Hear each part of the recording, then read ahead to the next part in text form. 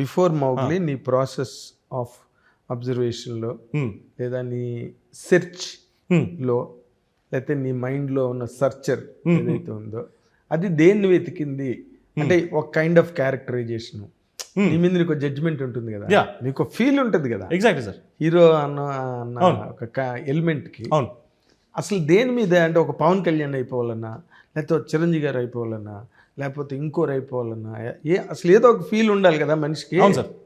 What is it sir? అదే sir, Pavan Kalyan garu, Chiranjeevi garu are always my inspiration. Ram Charan garu అందరూ they always inspired me. So వాళ్ళ level of stardom కానీ వాళ్ళ level of effort, వాళ్ళు stardom మాత్రమే కాదు సార్, వాళ్ళ ఎఫర్ట్ ఏదైతే పెడతారో వాళ్ళ ప్రతి సినిమాకి, అండ్ వాళ్ళ యాక్టింగ్లో నువాన్స్ ఉంటుంది కదా సార్, అది చాలామంది అంత పెద్ద స్టార్లు చేస్తున్నప్పుడు గుర్తించరు. అంటే వాళ్ళ నువాన్స్ కానీ వాళ్ళు చేసే చిన్న చిన్న థింగ్స్ ఇవి ఆ లెవెల్ రీచ్ అవ్వాలని నా ప్రయత్నం మొదలుపెట్టాను సార్. అంటే యాజ్ అన్ యాక్టర్, ఎందుకంటే వాళ్ళు స్టార్స్ చిరంజీవి గారు తీసుకుంటే he became a star through his craft, through his persona. Correct. First craft అని నమ్మారు. సో నేను కూడా ఫిక్స్ అయిపోయాను సార్, నా 100% ఇచ్చేస్తాను యాక్టింగ్ గురించి, నా ప్రాణం పెట్టడానికి నేను ready. And what I was searching for after bubble gum అంటే సార్, థియేటర్లో కూర్చున్నప్పుడు ప్రతి ఓడు ఫుల్ఫిల్ అవ్వాలి. అండ్ దాంట్లో నా స్వార్థం కూడా ఏముందంటే ఆ కథలో నాకు కూడా ఉండాలి స్పేస్, నేను చేయగలిగే పొటెన్షియల్. రాయకపోతే ఏం చేస్తాం సార్? ఏముంది, ఒక సీనే లేదనుకోండి, అంటే లైక్ ఓకే ఇది యాక్టింగ్ చేయాలి ఇక్కడ వీడు అలాంటి సీనే లేదనుకోండి, ఏం చేస్తాను నేను వెళ్ళి? ఏం చేయడానికి ఏముండదు. సో అలాంటప్పుడు ఈ కథలో నాకు అది కూడా డెలివరీ చేశాడు సందీప్. ఇలా ఫుల్ మీల్స్ పెట్టిన ముందర ఇదిగో పప్పు, ఈ కూర, ఆ కూర, చికెన్, మటన్ అన్ని పెట్టి స్వీట్ కూడా పెట్టాను నీకోసం అని చెప్పి ఇస్తే, నేను తీసుకోకపోతే నేనే వేస్ట్ ఫెలోని. నీ తప్పు అవుతుంది. ఎగ్జాక్ట్లీ, నీ తప్పు. ఎందుకు ప్రొడ్యూసర్ని కన్విన్స్ చేయడంలో సార్ నువ్వెక్కడ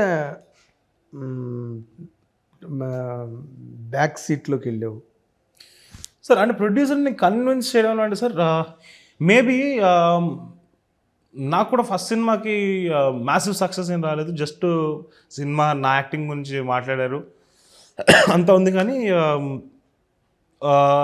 కథలు నాకు చాలామంది డెబ్యూటెంట్స్ వచ్చారు, నాకు చాలామంది డెబ్యూటెంట్స్ కథలు చాలా నచ్చాయి, వాళ్ళ కథలు చాలా నమ్మాను నేను మధ్యలో. బట్ వాళ్ళు డెబ్యూటెంట్స్ అయిపోయి ఇంకా నాకు అంత డెబ్యూటెంట్ సినిమాలే ఇట్లా అవుతున్నాయి. ఎగ్జాక్ట్లీ. అంటే బట్ నాకు కూడా ఒక సక్సెస్ రాలేదు కదా సార్. సో డబ్బులు పెట్టే వాళ్ళకు కూడా ఒక డౌట్ ఉంటుంది, అంటే తినది కూడా అంత మ్యాసివ్ సక్సెస్ లేదు, ఇతను కూడా కొత్త డైరెక్టర్ అని ఉన్నప్పుడు తప్పులేదు సార్. అంటే ఇప్పుడు డబ్బులు పెడుతున్నప్పుడు ఎంతో కష్టపడి ఆ డబ్బులు తీసుకొని వస్తారు, దాన్ని వాళ్ళు షోర్ లేనప్పుడు పెట్టడం అసలు కరెక్ట్ కాదు. వాళ్ళు అలా ఆలోచించడంలో కూడా అస్సలు తప్పులేదు. సో ఆ టైంలో నా అదృష్టం ఏంటంటే పీపుల్ మీడియా ఫ్యాక్టరీ వాళ్ళతో అసోసియేట్ అవడంతో అండ్ సందీప్ రాజ్ కథ నాకు చెప్పడంతో, అండ్ మధ్యలో ఏం జరిగిందంటే సందీప్ రాజు వేరే ప్రొడ్యూసర్తో లాకప్ అయి ఉన్నాడు. అది డిఫరెంట్ ఫ్యాక్టర్స్ త్రూ అక్కడ అవ్వలేకపోయింది, ఎందుకంటే అది ఇంకా ఎక్కువ బడ్జెట్ అయిపోతుందేమో అని వాళ్ళు అనుకున్నారు. వాళ్ళు భయపడ్డారు కథకి. అవును, వాళ్ళు భయపడ్డారు. బట్ అప్పుడు నేను సెలెక్ట్ అయ్యాడా, హీరో కనెక్ట్ అయ్యాడా సందీప్? మధ్యలో ఏదో జరిగినట్టుంది, 2 నెలలు నాకు దొరకలే. నాకు తెలుసు ఆ హీరో, నాకు కూడా తెలుసు సార్. చెప్పనా? ఓకే, ఎందుకు సార్? బట్ నువ్వు చెప్తావా? నేను చెప్పను సార్. నేను అంటే పాయింట్ అంటే మనం ఇంకెవరి గురించి ఎందుకు సార్ మాట్లాడాలి? కరెక్ట్, ఇట్స్ ఆల్ ఫన్ అంతే. సో ఆ 2 నెలలు దొరకలేదు, మధ్యలో దొరకలేదు. సరే ఫైనల్గా మనోడే చేశాడు. సరే ఏంటి డార్లింగ్ ఏం చేద్దాం అంటాం, నా దగ్గర ఒక ఆప్షన్ ఉంది చెప్తావా అంటే ఎస్ డార్లింగ్ అన్నాడు. సరే వెళ్ళి చెప్పేసి వచ్చేసి అని చెప్పాడు. లక్కీగా నచ్చింది, సినిమా ఎక్కింది.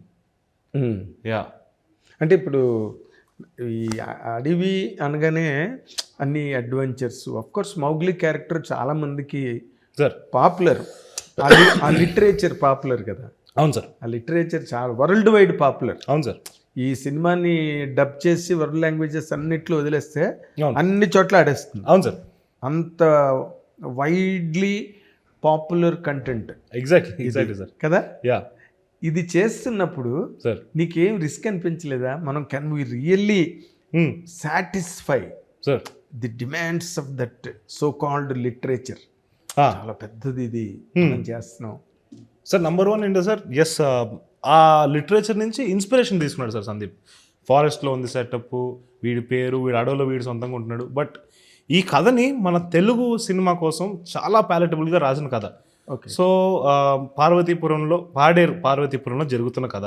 ఆ పార్వతీపురంలో కొంచెం దూరంలో అడవిలో ఉన్న వ్యక్తి మోగ్లీ అన్నాడు, మురళీకృష్ణ వాడి పేరు.